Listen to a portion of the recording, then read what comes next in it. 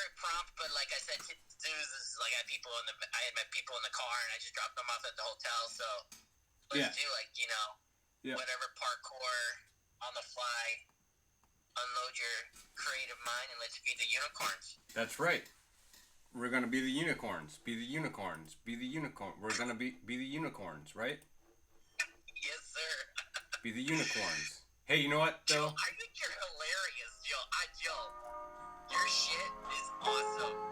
Yeah. And just tell me when you start to record, and then we'll try to keep like the same template that helps. Yeah, for sure. Yeah, I mean, we're already recording. This is the podcast, so welcome to, what do we call it? Magnanimously? Yeah, no, magnamoniously, Joe. You have to say it correctly, please. Magnamoniously. So for those listening, this is the I'm gonna mess it up every time. Magnanimously. This is the Magnanimously Joe Flow podcast, right? Yeah, but the way we really want to say it is magnamoniously. Magnanimously. This is the Magnanimously Joe Flow. The Magnanimously Joe Flow. The Magnanimously Joe Flow. Yeah, because the real word pronunciation is magnanimous. But why would you want to do things? People expect you to do them because we're feeding unicorns. Right. That's true. I didn't think of that. Magnamoniously Joe Flow. Magnamoniously Joe Flow. Well, I want to start the Magnamoniously Joe Flow podcast out with saying congratulations to the Milwaukee Bucks. Isn't that crazy, Nate? They are the NBA champions. The Milwaukee Bucks are the NBA champions. Buckaroos, baby. That's right.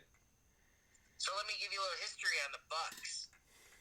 Do you know why we call the U.S. dollar bucks? I actually did learn this recently. It's like the skin of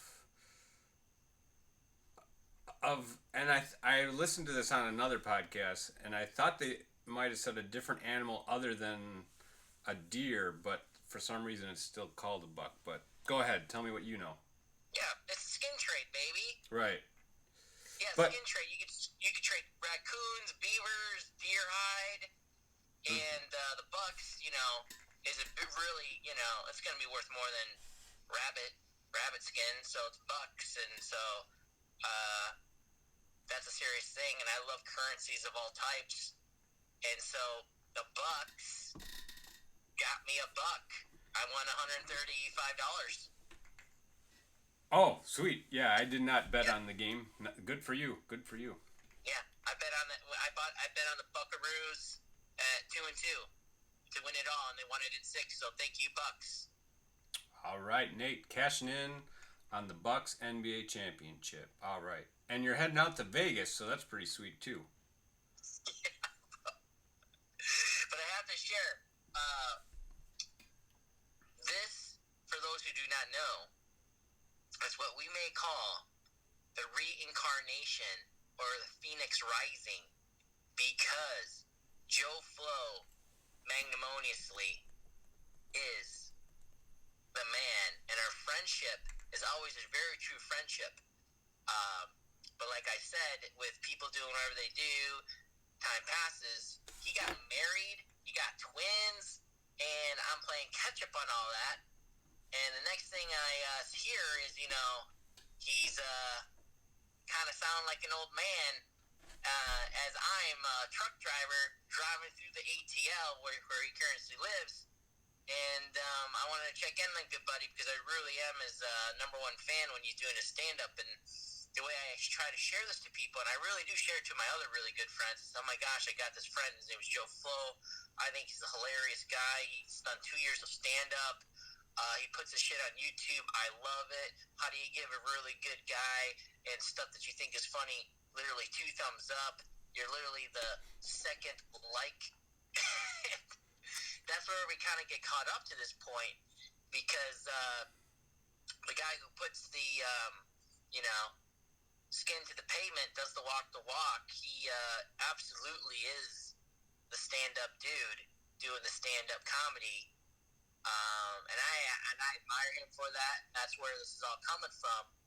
Because I was like, Joe, we gotta get our ideas on record, and here we are with his podcast. Right. And I'll tell you, Nate, that I also did podcasting completely by myself, but it was pretty much underground. Like I never released any of the stuff.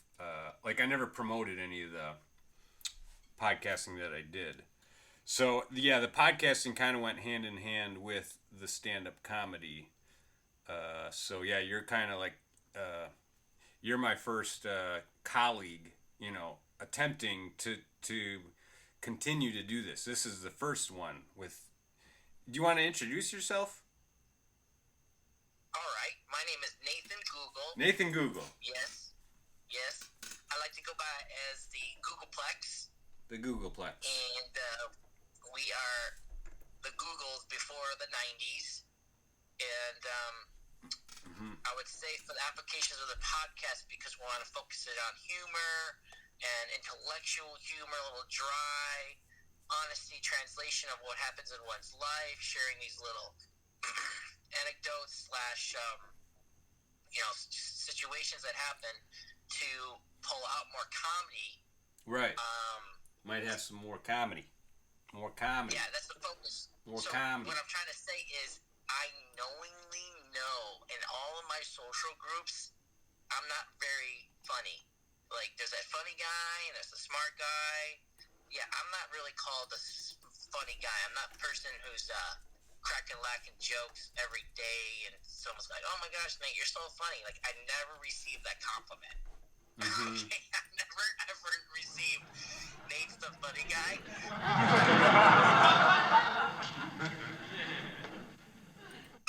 Joe, you're amazing. So I really have to tell you that. But what's hilariously is that for whatever reason, my vantage point, I make myself laugh. I find many things in life hilarious. Mm-hmm. And one of the best examples is I'm hearing Joe send me some text sound bites, and one of them is this is Joe, and I think it's hilarious. So, Nate, I did a Kim Jong-il joke, and it didn't go very well. It was, you said it was really, it was really bad, or it was really dry, or was it didn't go over well? The lingo in the comedy world is it bombed. And bombed. Yeah. I did a Kim Il-jong joke, Uh-huh. and it bombed.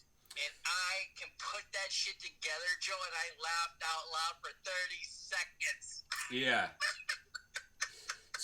All right, so I went back and I listened to my Kim Jong-il material that I had, and when I listened to it, I realized I had never really worked out an actual punchline. So I went to a comedy club named Karma in Milwaukee, and so here's what happened. I always, a lot of times my comedy will derive from movies. So I explained to the audience that I had watched, I can't even remember the name of the movie at some time, but it had something to do with North Korea. And so there's Kim Jong, there's, the, and you can already tap into my comedy here. But there's like the father of Kim Jong-il and whatever. So the newer one was now sitting at the throne. And I guess he got upset that they made a movie about him, okay? So I learned that. Like, I learned through, social media. Oh, he got pissed that they even, made a movie about him. And I tried to explain, dude, the guy doesn't get it. You want publicity. Who cares if the movie's, saying negative things about you? Publicity's publicity. And that's just, a U.S. thing, for those that are intrigued by Hollywood. So I had that idea in my head, but I didn't know how to articulate it into a joke. Even I still don't have a joke about it. But anyways, I went to the comedy club and kind of talked about that, and there was, no joke. But that was how I learned how to do comedy. It didn't get a laugh. I realized I didn't have a punchline, so I never did it again. I gotta give you bad support because I think that's one of the angles, Joe. Mm-hmm. What if you go out there and the shit you say is only funny to yourself and only like one other person, and the 98% of everyone else do not think your shit is funny? I think that's funny. Mm-hmm. Well, that's what. Once you start going to a comedy club, what I did is I immediately the next day listened back to what I did, and you're able to pick out like a game. You're able to pick out which ones you wrote down got responses and which ones just kind of hung, and yeah, that's where you kind of learn. So. Well, that's the thing. So that's what I'm trying to say is, you go out there, and I'm gonna eat the bazooka, man. I'm gonna just throw a grenade in my mouth and just pull the pin. It's for sure. But the key pin part would be if you go out there and you don't know that you're not funny. I think that's the problem. Mm-hmm. But if you actually go out there knowing you're not funny, mm-hmm. but still think you're funny. See, and one other person who has the background of knowing you and they can process some details. So one of the confusing details that people may not process is like who I am behind the Asian skin. And I got mad life funny little stories that share and explain like what's inside the Natrix, right? Because I'm adopted, I'm Korean, my last name is Google, I have an ugly face right now, but people don't know that's an ugly face, but I actually have like a goatee, curly Monopoly mustache, long hair, and I say, yeah, I look like GQ, and that's Gentleman's Quarantine because I haven't cut any hair on my body for a year and a half. Well, you might want to invest in one of those, trimmers. No, see, that's the thing. See, someone may actually think like, oh, wow, that guy's trying to like look that look. Mm-hmm. No, if I actually wanted to look good, I corporate it up. I cut everything up. I shave, blah, blah, blah. But my point is, what people don't know is I know I'm probably ugly. I probably have the ugliest face on, possibly. And my mom tells me that. She goes, oh, man, you gotta shave your face off. It's not that good looking. And I'm like, Mom, wow. She means it. Well, I'll give you a little insight in the comedy world is make fun of yourself as much as you can. That's I was telling you when we had a phone conversation that I had read a book called I think it's called the Comedy Bible. But it gave me like one of the number one rules is humiliate yourself. If you think something's odd about yourself, or you have what do they call it? Self-esteem issues with something, you literally use it. That becomes your weapon in the comedy world, and you put it right up front to the audience. So, for your ugly thing, I'm not saying you're ugly, Nate, but if you go out into the audience and say, "Hey, everybody, if you haven't noticed, I'm ugly," you might get a response off of that. Even if they don't really think you're ugly, but just by you saying that, it shows that you're like humble, and they're gonna be like, but maybe not. But you do that line, and you find out. You'll go home and you'll realize, you'll know, yes, they laughed, or nah, forget that, cut that out of my act. But bottom line is, figure out things that you have you think are odd about yourself, and use it in the comedy. Okay, I think I want to add more fuel to that comment that you just said. Mm-hmm. Let's exuberate oddness. So there might be this Bible, and there might be this playbook of comedy, But bro, that's where I'm gonna go. I am gonna go and put a classic vinyl in a DVD player on purpose. What about the vinyl? I'm gonna put a vinyl record into a DVD player on purpose, bro. I see. But it won't fit. Yeah, It won't fit. that's my point, bro. I'm gonna shove it in there. I'm gonna shove that vinyl into a DVD player and say, "Gosh darn it, it's circle. It says a DVD player. It's just a little bigger." And I'm gonna say, "Why aren't you gonna play?" Now, you actually hit on something that I once thought of, and I knew it was bad material, so I never used it. But I did have an observation about music. You got records, circle. You got CDs, circle. You got cassettes, 8 tracks, basically like square, rectangle shapes. But wouldn't it be funny if somebody came out with a new form of audio media that was in the shape of a triangle? Yes, it would. But it's, yeah, just like you're saying, like sticking the record player into the CD, it's some kind of weird. Sometime your brain does that, and it's just like, why am I? I'm just thinking of weird things. And one day I just had this realization, like that would be funny. Like if somebody was like, you know what, triangle shaped media. Nobody ever tried it. I love it, Joe. That's what I'm talking about. But here's my approach again. See, in life, I have this calibration that typically it's a downturn. Like, I don't have to be turned up in life. I have to put the brakes on. I have to turn the volume down. You know, I have to increase the rest periods up type of thing. So, when it doesn't fit, bro, right? The vinyl is too big for a CD player. It's obvious.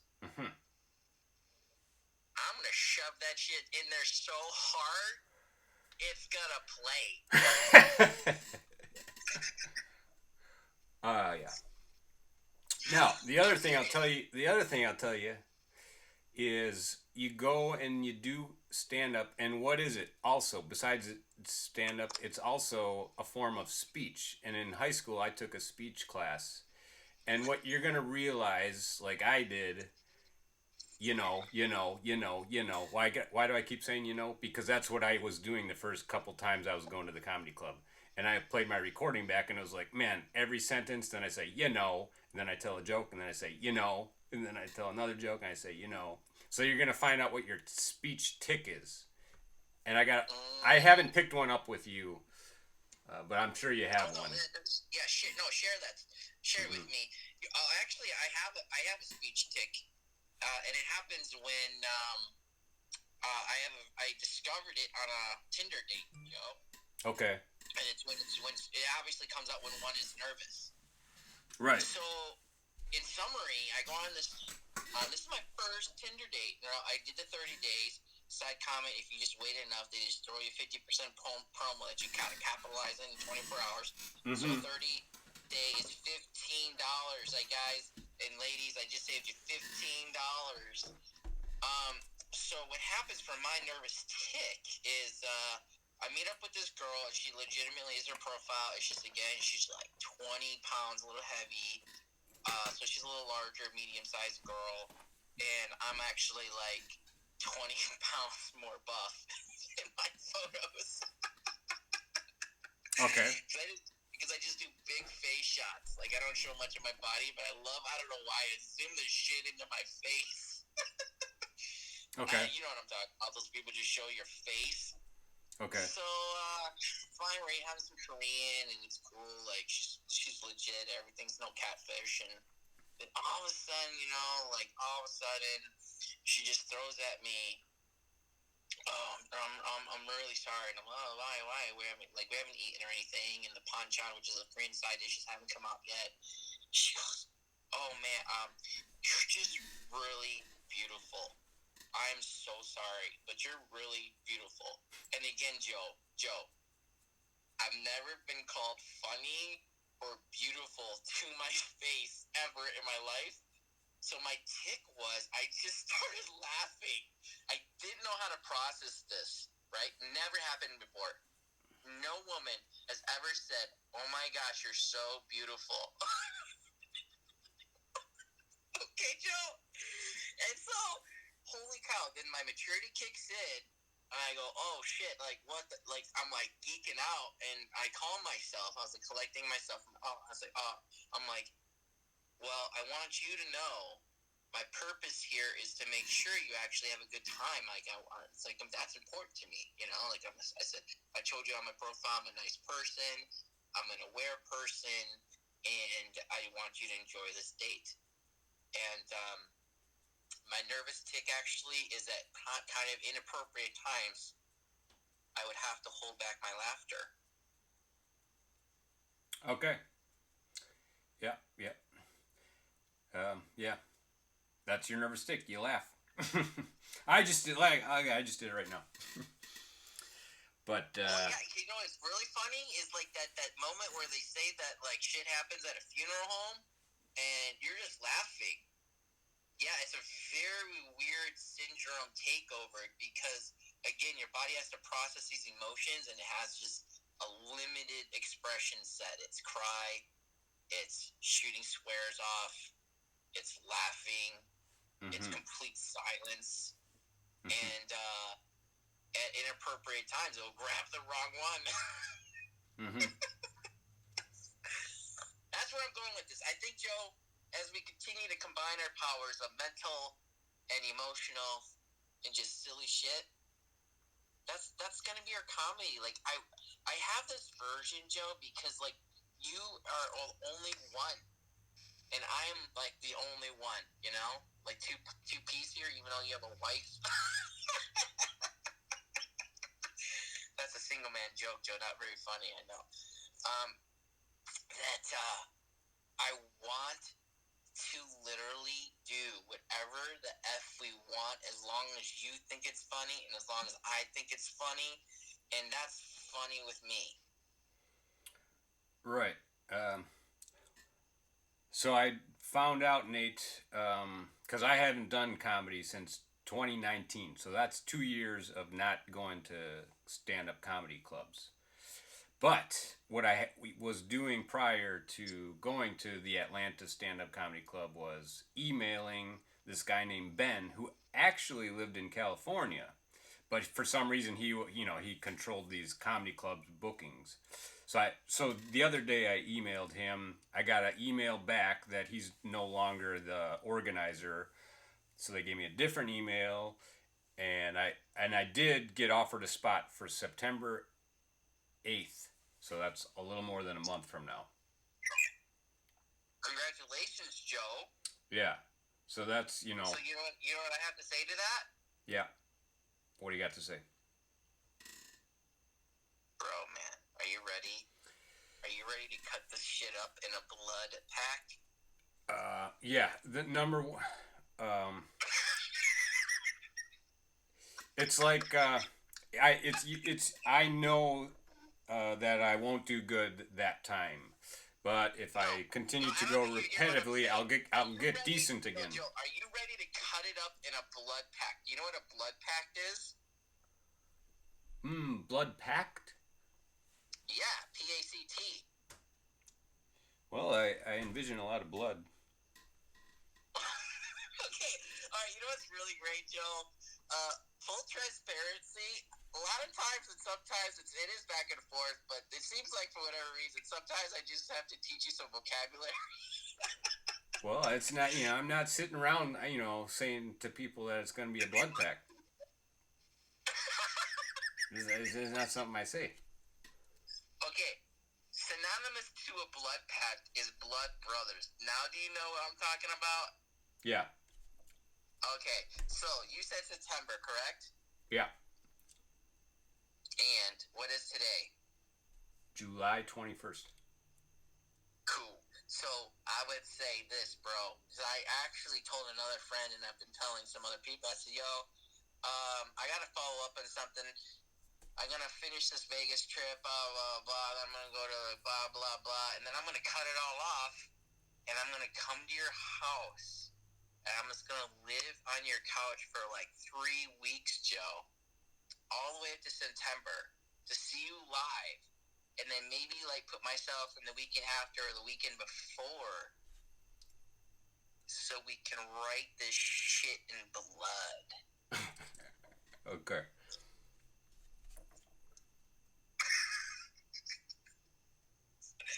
Cool, right?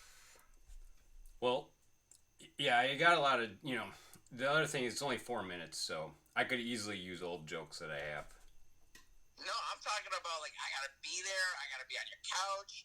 I gotta like just coalesce in your life. You can save $2,000 a month on your little what do they call it? Not home care. It's child care. Child care.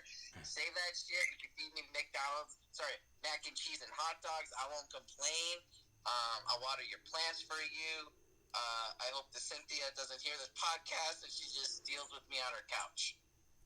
Well, all you got to do really, Nate, is just be at the Laughing Skull for one evening. No, dude, you didn't hear what I said before.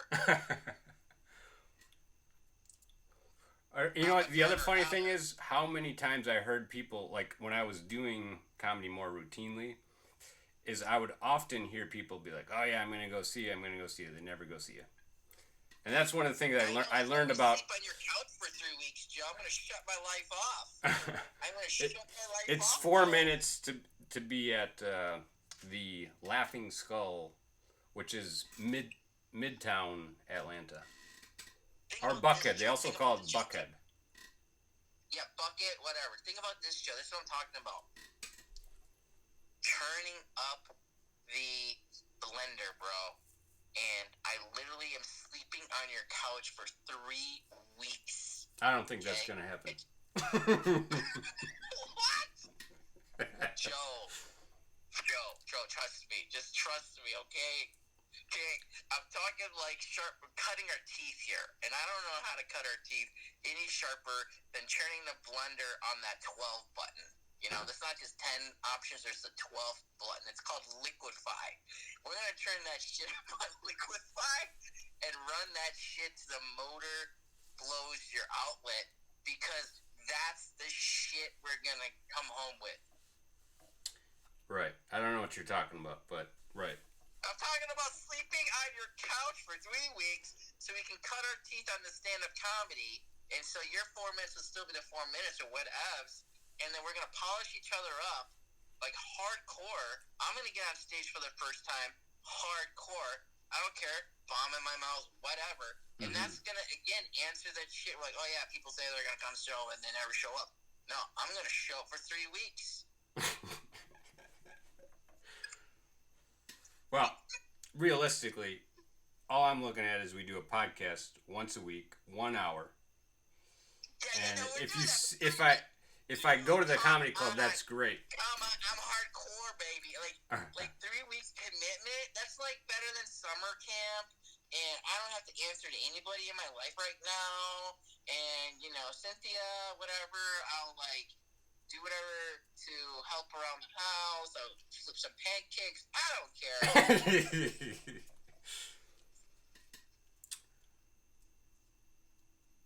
Well, have you looked into any clubs to go to? No, Joe, you're my leader, man. I'm going to do it with you, Joe. Yeah, well, in Atlanta, when I was going, yeah, the Laughing Skull was my main go-to. I had found a place called, I kind of forget the name of it, but it was something like, it was some kind of diner. I had gone there. I think those are the only two I went to.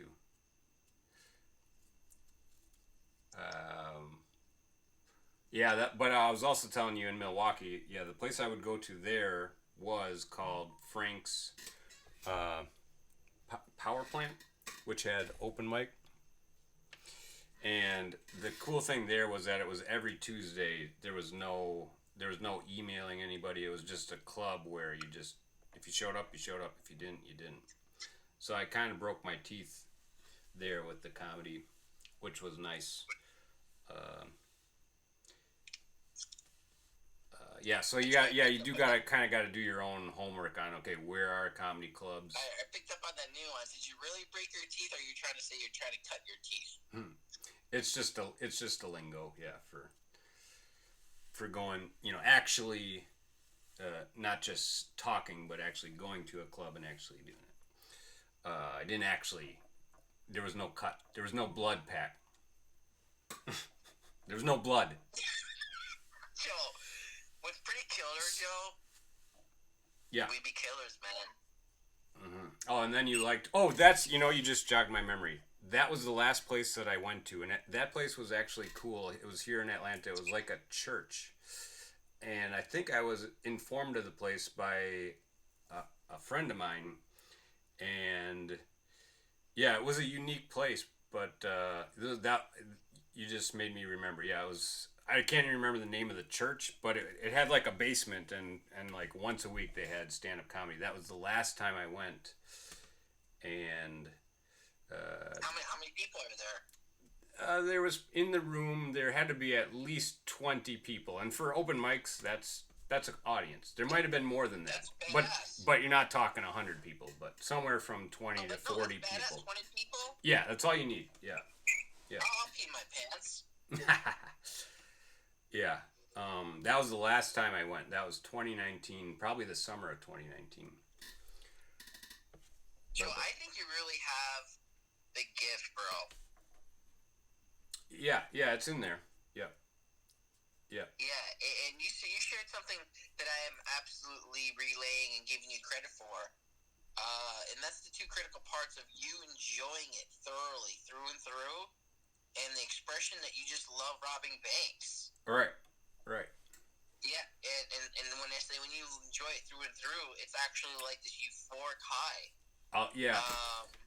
And that's amazing, man. Like, how would you not want to continue doing that in your life when this genre/hobby or thing to do is truly ageless? Mm-hmm. Now, let's talk about the robbing the bank. If anybody listened to this podcast, you're going to be like, what? This guy robs a bank? I don't really rob a bank. It was what I said to you, explaining, like, you know what doing stand-up comedy is? If you do good on the night, it's like robbing a bank. Because you go into the stand-up comedy club, you get the laughs, and I would get the heck out of there. I wouldn't hang around. I would just be like, that's... Because I recorded it. So I was like, I got what I want. And then I went home. The other thing about stand-up comedy is actually it's a very solitary performance, because if I talk to anybody before, in 1 hour, 2 hours before, I couldn't do it.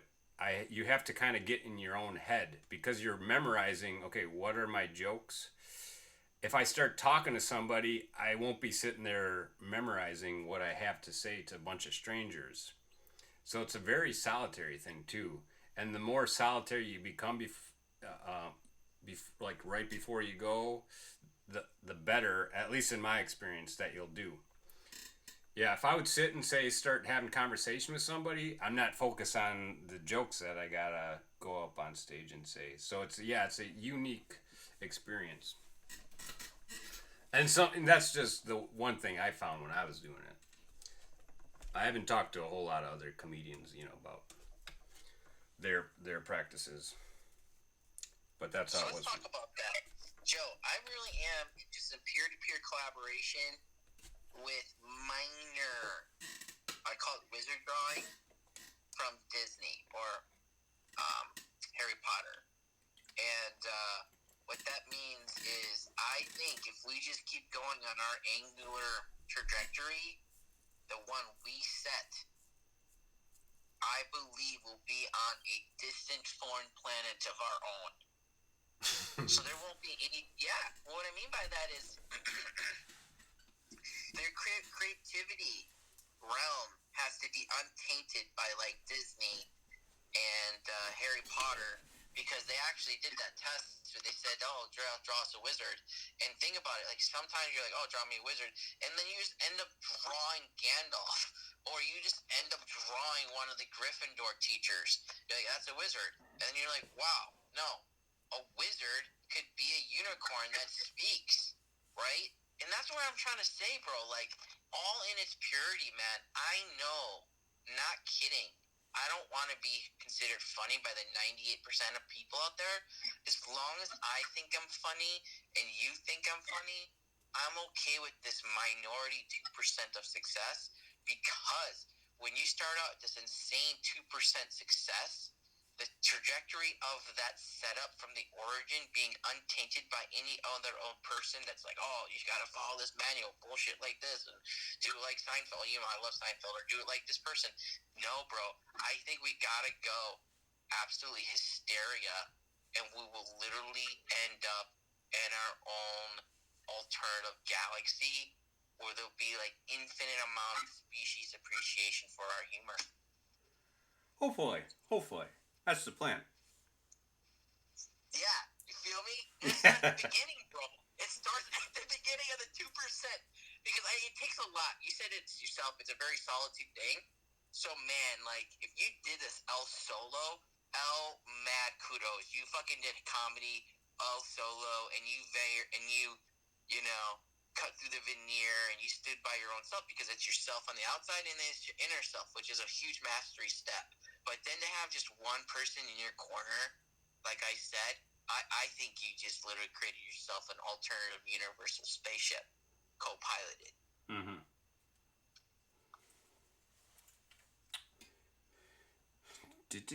I don't know what to say to that. I need some music. Tell me if you can hear this. Tell me if you can hear this. Right now, you're the main pilot. I'm the co-pilot, but we'll switch it up. Yeah. You hold the joystick in your cock. I don't touch your cock, but you know. Yeah. Tell me if you can hear this. So, wait. Yeah. Go ahead. You get some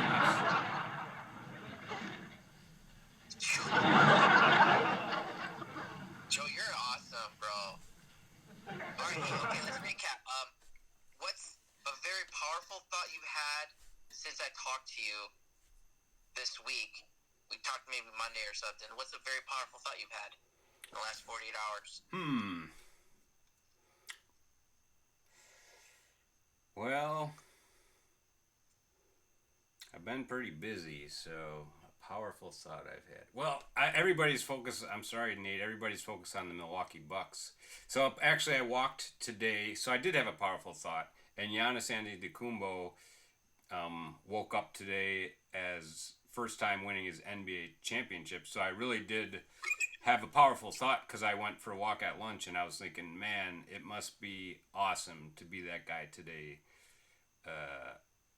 Yeah, that was a powerful thought, because obviously everybody from Milwaukee watched the game last night. And then I thought that Giannis gave an awesome press conference after. So, yeah, it was kind of like a mind trick. Like, man, I wonder what it's like to be in that dude's mind, like, today.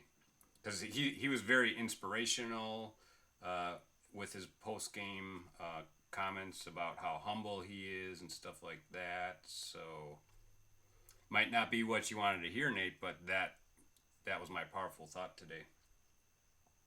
No, that's very powerful. Giannis is very pure.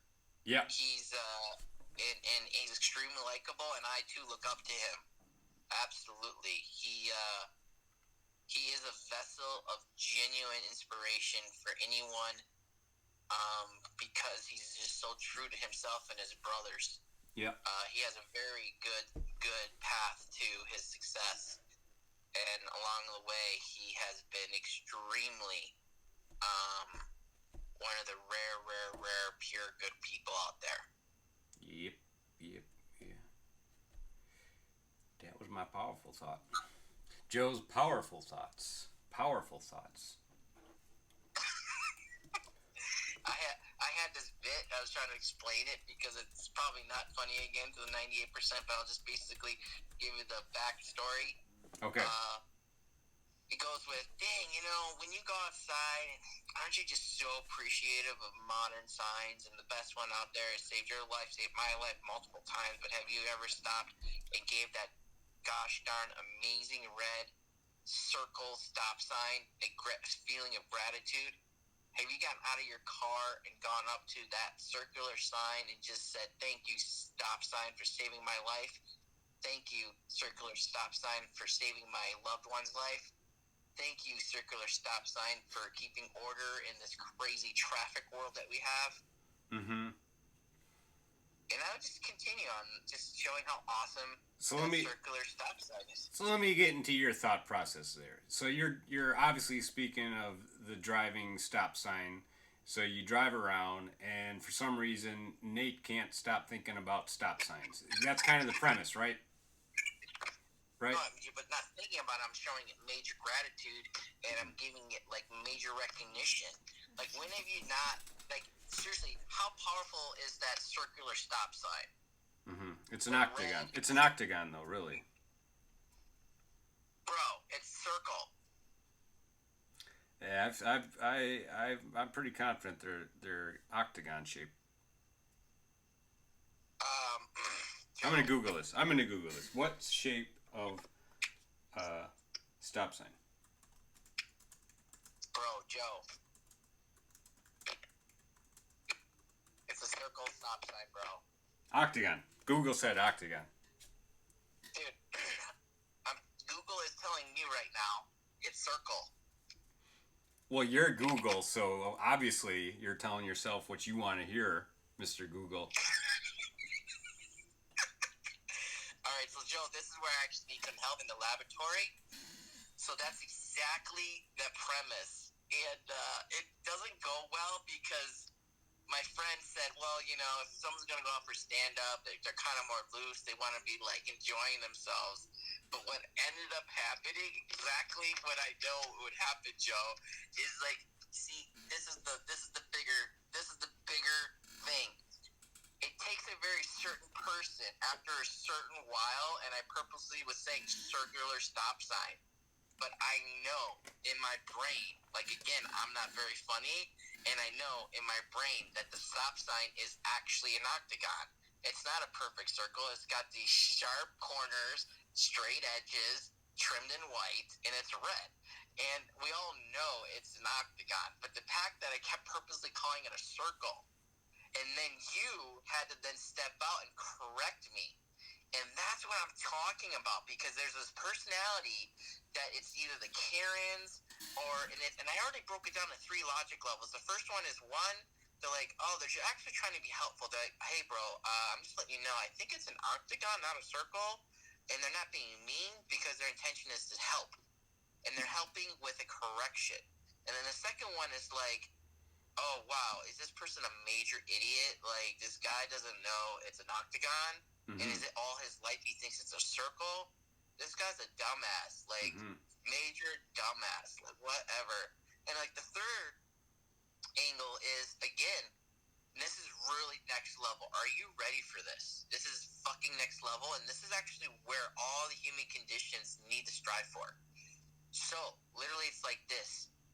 You actually see somebody with 2 mismatched shoes, and you see this every single day and they're at Walmart or wherever.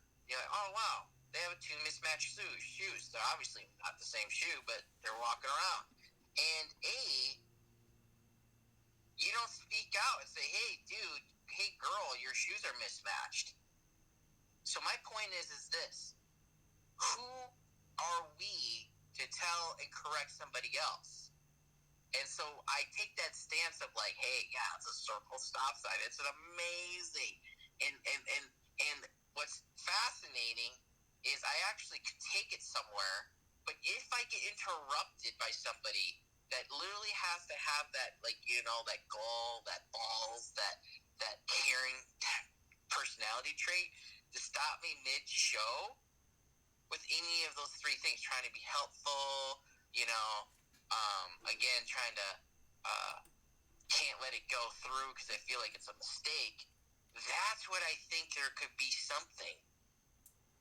Mm-hmm. Are you saying that you would go to a comedy club and say that circle stop sign and hope that somebody in the audience tries to correct you? Yes, I'd be prepared for that, and I'd be prepared for absolutely no interruption. And I think if I said that bit like 3 or 4 times, I would actually run into both those trajectories. Mm-hmm. But I'd be well prepared for both. Mm-hmm. Isn't that good, though? Is that some material? I think that's 2%. When I mean like 2%, it's 2% of the fodder. Like the bullshit at the bottom of the barrel that only you and I think is going to be funny. And that's going to be one of my premises. Like, I'm not going to go super hard and try to score 98%. I'm not going to come to 90% good, universal funny, bro. I want to go out there, like I said, with two fundamental principles. I think it's funny. You think it's funny. I'm going to go out and say it. Mm-hmm. Well, good luck with it. It was never something that I ever thought. I see what you're thinking. I strictly worked on like, okay, I think this is a joke. I'm gonna say this joke, blah blah blah. But I see what you're intrigued by the heckling side of comedy, and you want to get heckled, and then you wanna have a debate with somebody in the audience and make them look stupid. That seems like what your plan is. Well, it's not like stupid. It's kind of like the do you feel it's funny if you just watch me with all sincerity trying to put a vinyl in a CD player? Would that be a funny bit? Yeah, it's kind of funny. I'll give you honest feedback. I don't think I would not expect it if I was going to go up on stage and say, "Hey, I was at home today and I stuck my vinyl record into my CD player." I know that I wouldn't expect a laugh. However, I could try it just to try it, and it might shock me, and I'd be like, "Well, okay, people think this is funny." So, but my honest opinion is I would not expect a good laugh out of that. But it also depends on your delivery and how you present it. So. Okay, so now my brain's going a little wild. So it's like, man, if you just take that vinyl and you shove it in a DVD player, the way you thought it was a CD player, and then you're like, oh shit, it's not a CD player or a DVD player, it's a freaking hot plate. It's a hot plate. Yeah, because you're taking. It's a hot plate. Because at this level, you're like, technology, it's not working. What the fuck am I going to do with this plastic round thing that could, oh, wow, well, I'm going to put a hot pot on it, and it's going to protect my wood table. Oh, finally, I found a piece of purpose for it. Oh, shit, it's melting. And it's like, oh, wow, it's melting on my hot stove metal pan. Oh shit, what do I do now? It's like, oh wow, bam, you put it down there and you're like, wow, I made a new bowl. I made a plastic bowl. What do I do with this bowl? I put grapes in it. What the fuck? It's amazing. It's not only grapes, it's like rippled, and it's like, oh, that's fantastic. And what the fucking conclusion of all of that is? In anthropology, Joe, the most advanced piece of technology that truly shows advent of civilization is a motherfucking bull, bro. A bull? Yeah. And you just made one. In that circular tangent I just brought full circle. They bring a freaking bull, and that is an advanced piece of technology. Yeah. That's fact. Well, I like to put cereal in bowls.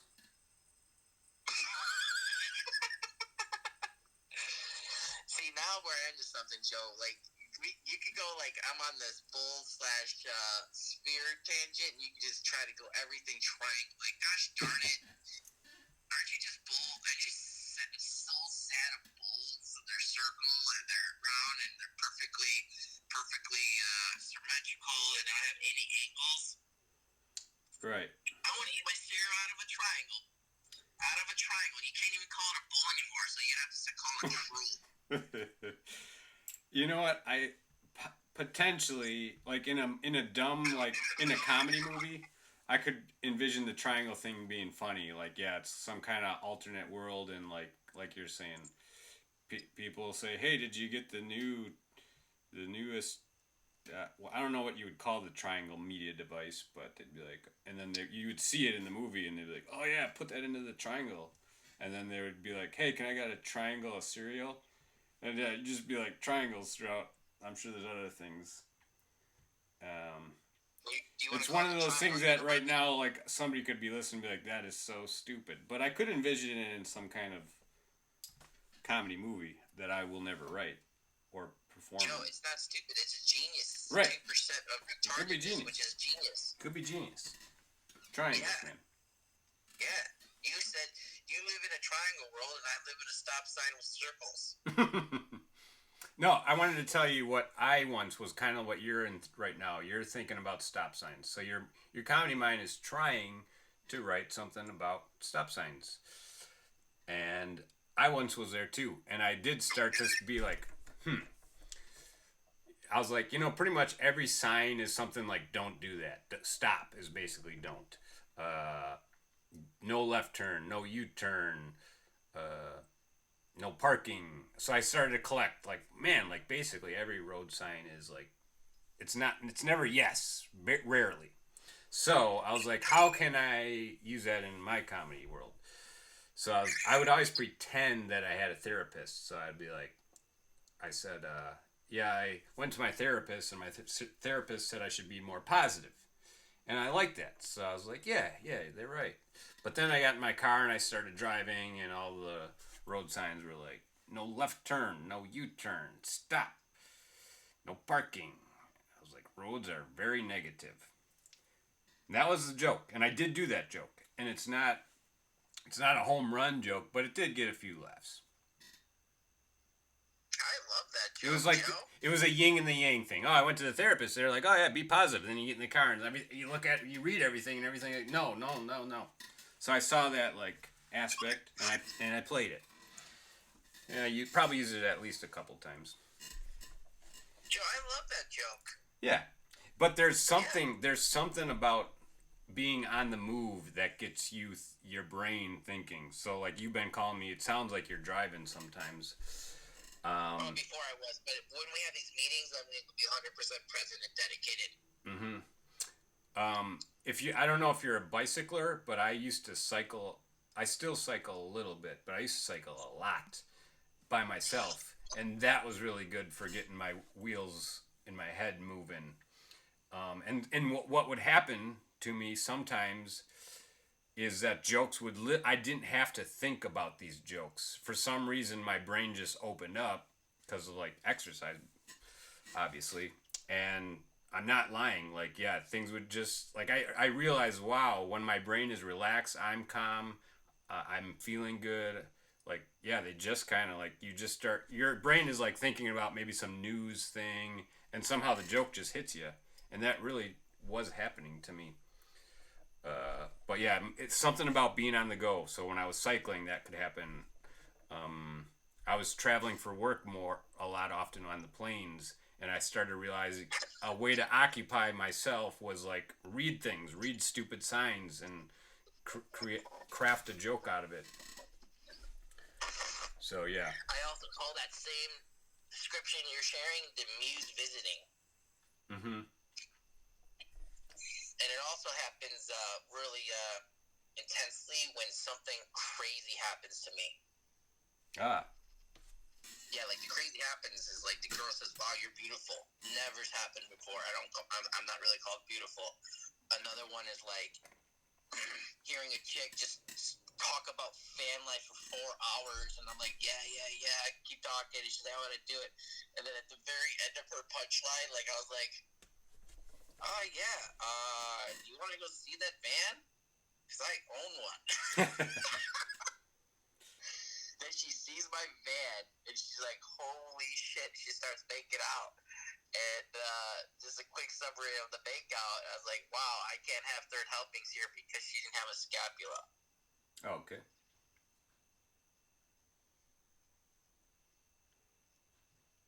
You're beautiful, Nate. You're beautiful. B-A-beautiful. Joe, you're amazing. I love your